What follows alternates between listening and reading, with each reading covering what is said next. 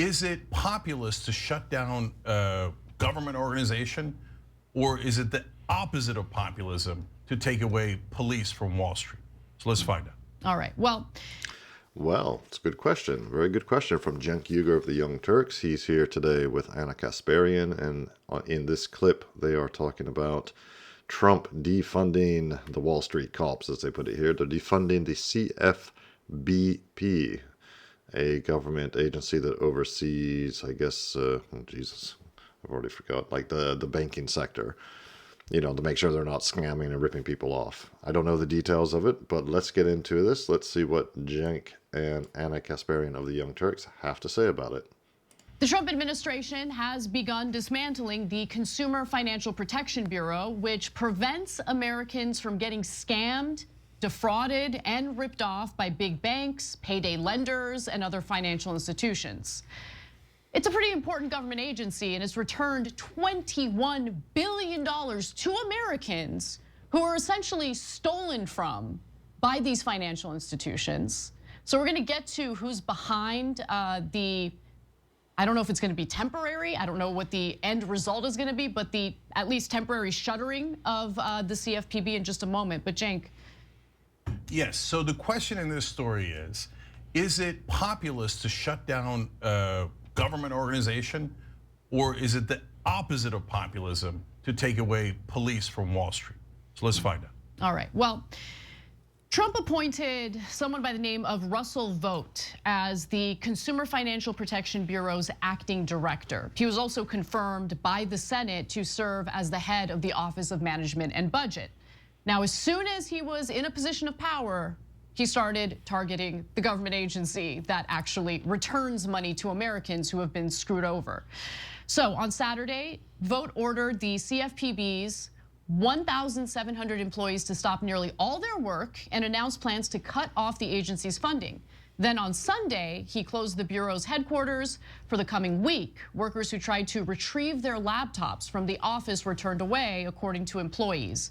So Vought also said that he intended to essentially cut off the Consumer Bureau's funding, which comes directly from the Federal Reserve, okay? So the Federal Reserve gives them, honestly, a small amount of money, relatively speaking, and then they use that money to investigate financial institutions that are accused of screwing over, ripping off, defrauding Americans. If they are found guilty of doing so, those banks and financial institutions have to refund the Americans that they ripped off. That's the whole point of the Consumer Financial Protection Bureau, which was established back in 2011 after the 2008 economic collapse, in which banks knowingly doled out toxic predatory mortgages. Then they bundled up those mortgages as securities to be traded on the stock market. And guess what? They bet against those securities because they knew they were chock full of toxic loans. Now, for those of you listening who are experts on the 2008 financial crisis, the only thing I know about it is what I saw in the movie. Oh God, now I've forgotten the name. You know, the one about the movie about this is embarrassing now. The Big Short. Thank you. In The Big Short, which seemed pretty well explained, but of course I'm no expert. But it basically, that explained how it worked. But as I understand it, though, these bad loans, these toxic mortgages that banks were handing out to all and sundry at the time, the banks were encouraged or incentivized to give out those loans by who else? The federal government. Okay, now that's how I understand it. Please correct me if I'm wrong. I don't know the details of how they're incentivized, but as far as I understand, they were absolutely incentivized. And previously, that had not been the case. I mean, of course, banks are not in the business of handing out loans to people who can't pay them back. They don't want to do that. But in this case, they were incentivized in some way, and that's why they were handing them out. So the banks were doing a bad thing by giving out these toxic loans, but I believe they were being incentivized, and I think it was for DEI type reasons, like some report or research found that marginalized groups or minorities or whatever only had a small percentage, were only receiving a small percentage of bank loans, and we need to do something about this. Therefore, banks must hand out more loans to minorities or something like that. And, regardless of the circumstances, regardless of their ability to repay the loans. I believe it was something like that. Please, if you know more about this, please let me know, because I do find it interesting that big government is at the root of a lot of these problems. Okay, so let's get back into it. That is what crashed the global economy as the banks got super rich off of it. Okay, so just wanted to give you that background. But it doesn't cost that much to protect Americans from these financial institutions. The agency's budget for 2025 fiscal year calls for around $800 million in annual spending. And the Fed transferred $242 million to the Bureau in January to fulfill its latest request. And again, that money is meant to help them investigate, these financial crimes against American citizens. So what was Russell Vought's reasoning for doing what he's currently doing with the CFPB? Well, complete and utter bullcrap, and I mean that. So today, the White House's office, or I should say the White House's official Rapid Response 42 X account accused the agency of being woke.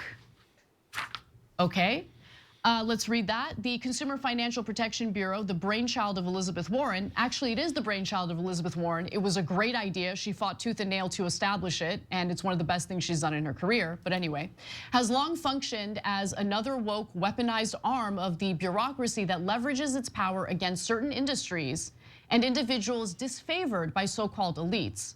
No, okay. It specifically goes after Wall Street elites looking to screw over ordinary Americans, to charge them junk fees, to charge them exorbitant overdraft fees.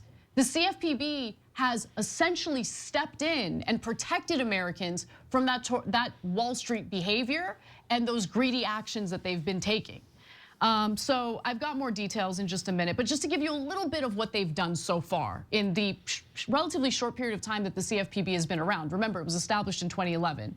It has clawed back $21 billion for consumers. It slashed overdraft fees, reformed the student loan servicing market, transformed mortgage lending rules so they can no longer, dole out those predatory loans, and forced banks and money transmitters to compensate fraud victims. Now, the tech industry, not real happy with the CFPB because there's this whole emerging industry, tech industry Hold on. to compensate. Let's take another look at a few of these. It slashed overdraft fees. Well, okay. Reformed student loan servicing market. Well, student loans, just student loans in general in the United States is a whole industry completely out of control. And I have a feeling there's many, many dimensions to the whole student loan scam. But the fact that people still get student loans, large, like huge amounts of money, they borrow huge amounts of money to get degrees which are in effect worthless, is crazy to me. So hopefully the student loan industry will just die. But the fact also that tuition fees at American universities are so high, that's crazy. And why are they so high? Now, that's, again, probably for many reasons, but certainly one of the reasons is the enormous amount of spending, enormous amount of resources that universities spend just on administration, on DEI, on compliance with federal government rules and regulations, all this nonsense. Certainly, even when I was young, when I went to university in the 80s, yeah, I mean, I didn't go to a fancy university. I went to university in Texas. I was an out-of-state student, and I can't remember. My parents paid the fees, but it was very reasonable. It was very, very reasonable, like $300 a term or something like that for my tuition. It was insanely low. God knows what it is now. But so what else? Transform mortgage lending rules, whatever that means. That can mean anything. And forced banks and money transmitters to compensate fraud victims. Well, what kind of fraud? It's kind of like if I guess how like, if you get ripped off online and then if you use your credit card, then that you can get your money back from the credit card company instead of from the people who ripped you off. Well, yeah, how does that work? I mean, why should the credit card company have to pay it back? I don't know. I mean, these are all things I don't really know much about, but Big Daddy government is everywhere, and it's expensive. State fraud victims. Now, the tech industry, not real happy with the CFPB because there's this whole emerging industry known as fintech, so financial technology, things like Robinhood, financial institutions that act like banks but don't want to be considered banks and don't want to deal with the same regulations. So this is a huge problem because they want to ensure that there's no cop on the beat, especially at a time when crypto is ascendant due to the lack of regulation dealing with it. Yeah, so $21 billion came back to us because the bankers were caught. If they didn't do it, there's no way they're sending you $1 back, right? So do you want $21 billion sent back to the American taxpayers and consumers, or don't you? So it's this, if you actually care about the average American, it would be mental to take away the cop on Wall Street. And that's what this is. So by the way, guys, look at this pattern now. They took away 50 agents at the SEC working on cybersecurity. They took away agents working on cybersecurity at the FBI.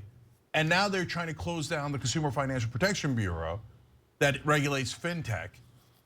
So they're trying to fire every cop that could be on that beat. This is defund the police on steroids, but for white collar crime. And so there's no justification for it. That's why they do these flares. So look, let's talk about MAGA for a second. Wang Jun, one of our members, wrote in, if shutting down the CFPB won't convince Trump supporters that the administration is only here to screw everyone over, I don't know what will. So first of all, be a member, be a part of the show, tyt.com/join. And so, but I want to address that. Wang, you have to understand, everybody doesn't consume the same news, the same media. So they will get totally different points of view. So if you watch mainstream media, you won't be able to tell the Consumer Financial Protection Bureau is an amazing body that actually does great work. One of the very, very rare things in the government that actually does work for us and is successful. You'll hear a lot of, well, some say this and some say that, and they don't really like the CFPB as well either. So they're like, oh, well, it was pushed by Elizabeth Warren, blah, blah, blah, right? If you watch right-wing media, they'll say absurd things like that tweet that Anna read you. It's woke. Yeah, what does that even mean? It's not an argument. Look, guys, now if you're MAGA and you hear something is woke, understand that half the time they're using that word to try to trick you, to help the bankers and billionaires, etc. It's a giant distraction. And then they say, oh, the elites wanted the CFPB. What? The elites hate the CFPB. Yeah, this one a graphic 5. This is so true. This is why you had Mark Andreessen on Joe Rogan's show going after the CFPB. The Consumer Bureau became one of Wall Street's most feared regulators. Because guess what? Look, now I'm gonna upset the left, but it's okay. You can be upset with me. I agree with MAGA on a lot of what they have to say about waste in our federal government. Sorry, I do think there's too much bureaucracy, and I think that bureaucracy oftentimes stands in the way of accomplishing policies that we want accomplished. I'm just gonna say it. That's why my hair wasn't on fire about the USAID thing. I do think there are good programs within that government agency, but there are countless examples of waste.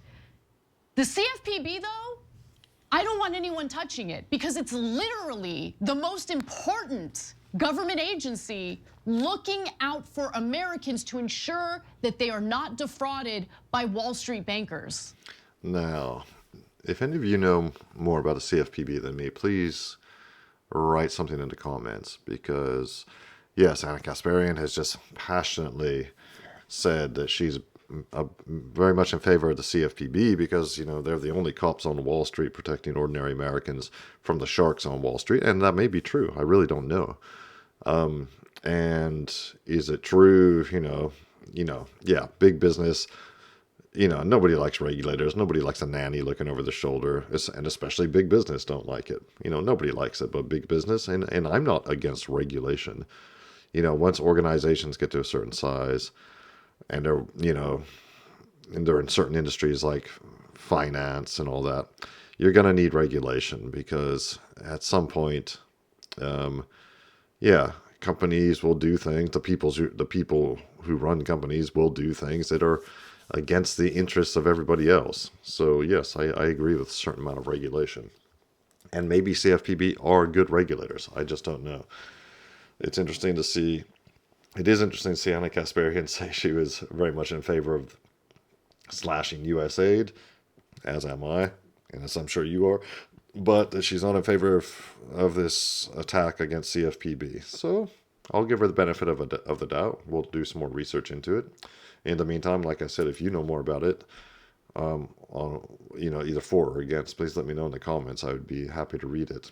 In the meantime, if you like this kind of content, please like and subscribe, and I will see you in the next video.